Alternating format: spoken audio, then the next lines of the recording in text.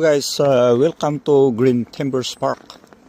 So I'm here with my ZF Nikon and Sigma 150 to 600 millimeter lens, and let's see, maybe we can find some interesting bird on these trees.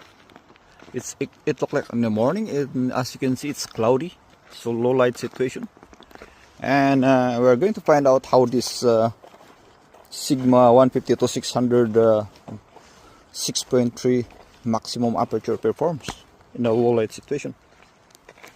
So, wood ducks, pretty colorful.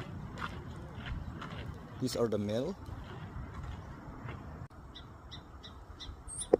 Some kind of sparrow bird.